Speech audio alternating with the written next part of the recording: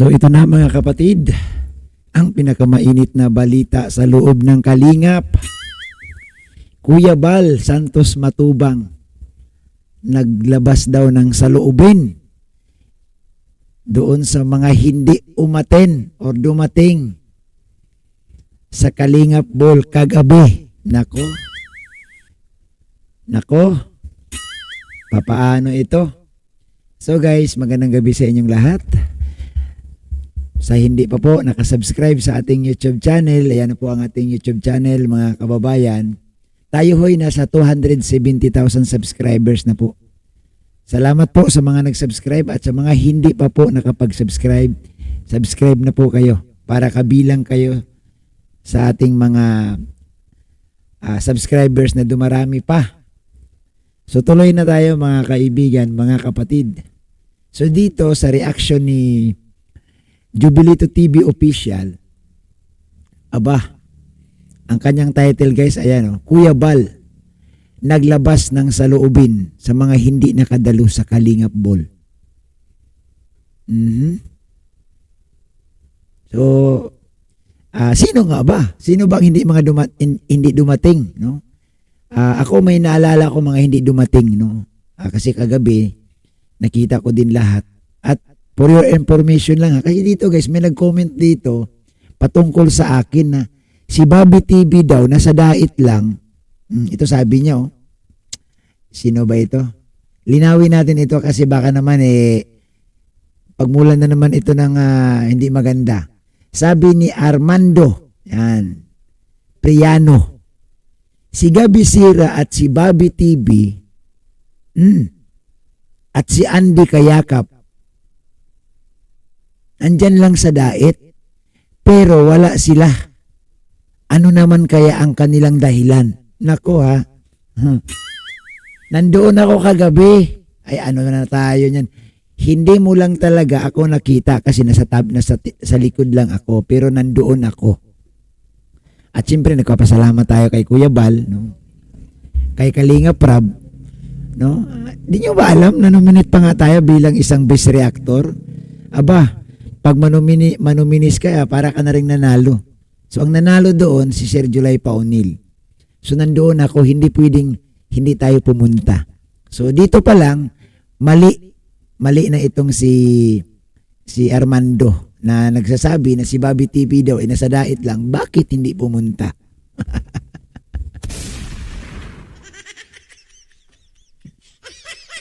So dito guys, no, pakinggan natin itong reaction no ni Jubilito TV Official ni Kabagis. Galing ito sa upload ni GP Alibio Vlogs, no. Paki-support natin guys, no, ang nag-iisang GP Alibio Vlogs, paki-support ang kanyang channel. Kanya pong vlog ito na tinanong niya si Kuya Bal. At dito nga mukhang nakaramdam si Kuya Bal ng kunting lungkot, no? Kunting kurot na bakit wala ang iba. Bakit hindi sila dumating? Bakit parang may kulang? Ginagawa lang ito sa loob ng isang taon, isang beses lang at hindi ito madalas gawin. Alam nyo guys, sa totoo lang, ito trivia. Kasi kami naman, kami ang batch 1. Alam nyo ba, ito, sinasabi ko to talaga sa inyo, na experience namin mga batch 1. Noong panahon na kami nasa dait ng batch 1, pag ikay umalis at magpapaalam ka kay Kuya Bal, kunyari sabihin mo, Kuya Bal, uwi muna ako sa pamilya ko. Alam mo, ang unang tanong ni Kuya Bal, bakit?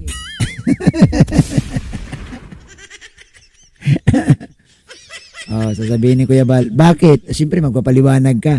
Kuya Bal, namimiss ko lang, dadalawin ko lang yung asawa at anak ko. Ang sasabihin agad ni Kuya Bal, kailan ang balik mo? Ganyan si Kuya Bal. At ganyan ang mga tanong ni Kuya Bal, maramdaman mo at makikita mo sa mukha ni Kuya Bal, nalulungkot siya. Nalulungkot si Kuya Bal. Minsan pa nga sasabihin niya, huwag ka na munang umuwi, sa sunod na lang. Kasi ramdam ko talaga na pag umalis ka sa baluarte ni Kuya Bal or sa lighthouse, parang nagkakaroon si Kuya Bal ng may tawag dyan yung bang separation separation anxiety. Yung bang nalulungkot siya na hindi niya maipaliwanag. Kaya marami pong mga charity vloggers na umalis, hindi umalis na, kumbaga umalis sa lighthouse na uwi lang sa pamilya nila na umiiyak. Bakit? Kasi si Kuya Bal, ramdam namin na pag si Kuya Bal, kapag nagpaalam ka kay Kuya Bal, maraming tanong si Kuya Bal. Oo guys, ramdam mo talaga na yung para kang anak ni Kuya Bal na ang dami niyang tanong. Na, kailan ang balik mo? O bakit ba kailangan mo umuwi? Ganon si Kuya Bal. Kasi nga, once nakasama ka ni Kuya Bal guys, talagang maramdaman mo talaga na kabahagi ka na ng pamilya ni Kuya Bal. At ito pa. Alam mo sasabihin ni Kuya Bal, para hindi ka na panay uwi, dalhin mo na yung asawa mo dito. At noong araw guys, nagpagawa si Kuya Bal dyan ng mga kwarto sa lighthouse para kung sino yung charity vlogger na pagbalik, desidido ng sasama ang kanyang misis, mayroon silang pribadong matutulugan. Ganyan po si Kuya Bal. Kaya dito guys, no, sa sinasabi, sa reaction ni Jubilito na, si Kuya Bal parang naglabas ng sama ng loob. Ano lang tong kay Kuya Bal guys, namimiss niya lang yung mga kanyang mga kalinga partners. Pero bago natin ituloy-tuloy, guys, inihiling ko sa inyo pakisuportahan po natin si Kuya Bal. At siyempre, yung inyong lingkod guys, pakilike, pakishare po itong video ito. So panoorin natin itong short clips na galing kay GP Alibio guys. Tapos, gawa tayo ng reaction. At siyempre, mga kalingap, mga kababayan, mga kapatid, kabahagi kayo, mag-comment kayo dyan sa comment section kung ano po ba ang inyong opinion dito sa sinasabi ni Kuya Bal. Mas maganda po marinig din po namin or mabasa din po namin ang inyong saloobin. So ito na, panoorin natin ito. Alam mo, yung mga vlogger dati, yung mga, ako, jeepney driver, din ako bumalik pa biyahe. Yung mga nag-abroad. Dapat yung maunawaan ng mga vlogger. Ayun. Ang sabi ni Kuya Bal, dapat maunawaan ng mga vlogger. Kasi alam nyo po, itong event na ito, hindi man ito biglaan. In-announce to ni Kuya Bal, November pa na ang sabi ni Kuya Bal, ang ating pong Kalingap Ball sa 29 of December. So sa tingin ko naman nakarating na to sa kanilang kaalaman. Kaso hindi rin din po natin alam ano po ang kanilang mga dahilan.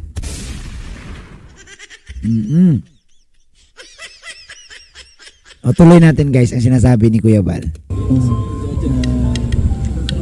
Ano ba mangyari dahil sa Kalingap?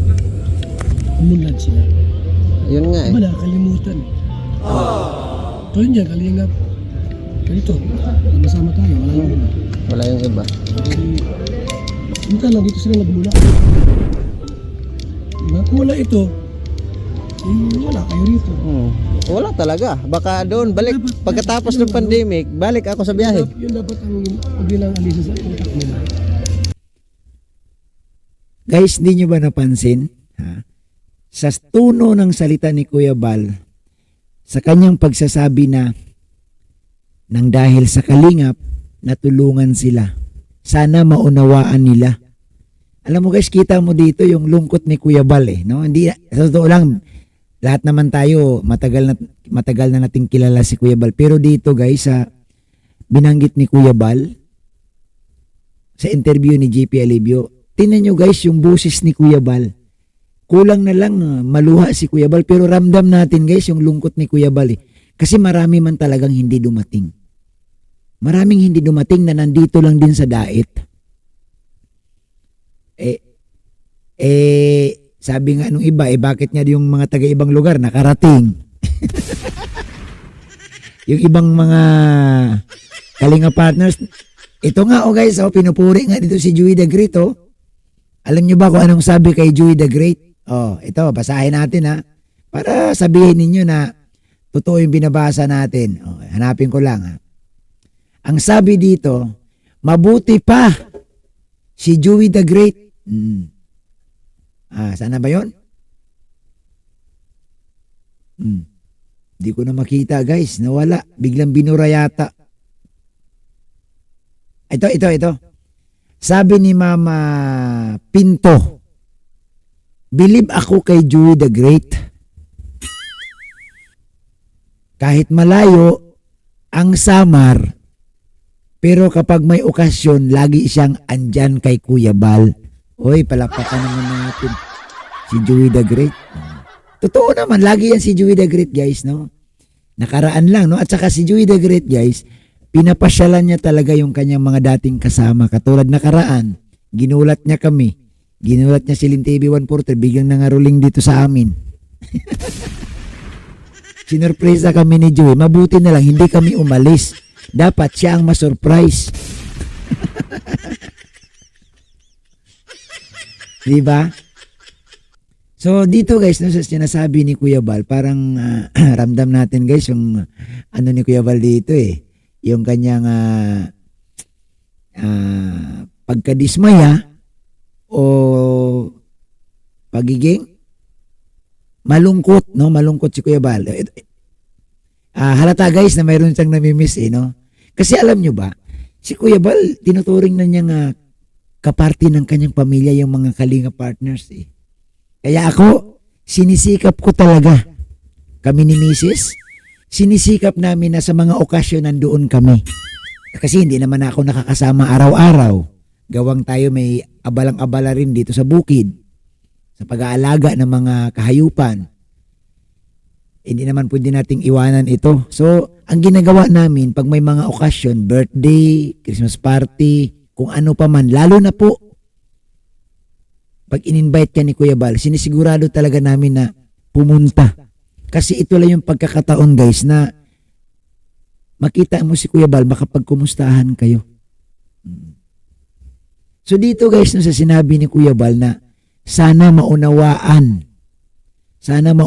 ng mga Kalinga partners ang ganitong okasyon.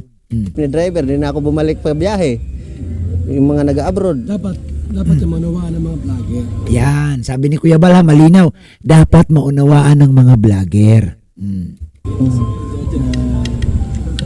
Ano ba mangyari dahil sa Kalinga?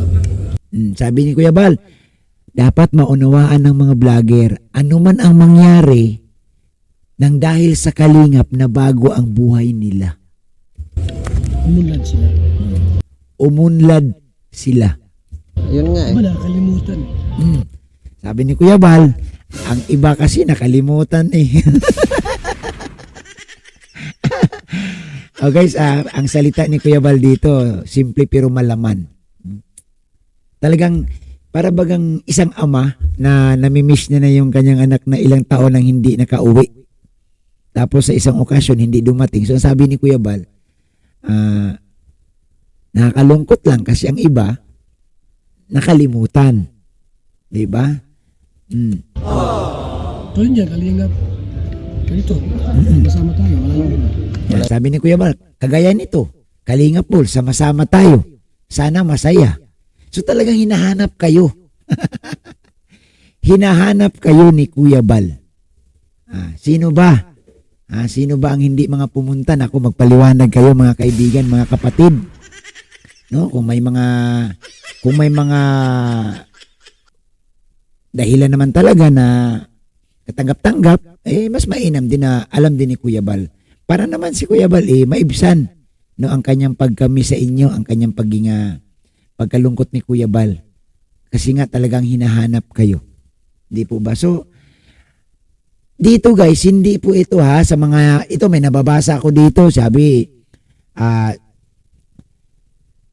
nagdadrama daw. Hindi po yan guys pagdadrama. Kumbaga, sabi ko nga sa inyo, siguro naman kayo nakakaranas kayo na yung inyong mga anak, inyong mga kamag-anak pag hindi na nakaalala sa inyo, hanap-hanapin nyo din. So the same din kay Kuya Bal. Kumbaga, nagkaroon kayo ng isang okasyon sa inyong lugar, sa inyong pamilya, magkaroon ng birthday, kasal, binyag, tapos hindi nakarating, or anniversary ng magulang ninyo, tapos pinaghandaan, tapos hindi kayo makarating, malungkot talaga. So, yun din ang naramdaman ni Kuya Bal. So wala po yung sinasabing nanunumbat si Kuya Bal. Hindi ito panunumbat. Maliwanag. Kaya yung mga nag-comment yan guys, dito kasi guys sa upload sa reaction ni Jubilito, may mga nag-comment na ito nandito, di ko na lang babasahin na nagdadrama daw, nanunumbat daw. Ito may sumagot nga sa kanya, sabi ni Apple May, hindi nanunumbat si Kuya Bal. Yan. Sure, namimiss lang ni Kuya Bal ang mga Kalinga partners. Correct. May punto si Apple May. Namimiss lang ni Kuya Bal talaga ang mga Kalinga partners. Kaya kami ni Mrs. talaga guys, sinisikap namin na makarating no, sa ganito, birthday ni Kuya Bal, andoon dapat. So ganun lang naman guys, naglalambing si Kuya Bal. At ito naman hindi naman ito tipong nanunumbat si Kuya Bal, nag-iisip si Kuya Bal na kung ano, wala po guys. Talagang namimiss lang ni Kuya Bal ang kanyang mga Kalinga partners. So maraming salamat sa inyong lahat, mga kababayan, mga kapatid, mga kalingap. Ito naman po ang ating panibagong vlog sa araw na ito. God bless po at Happy New Year sa lahat.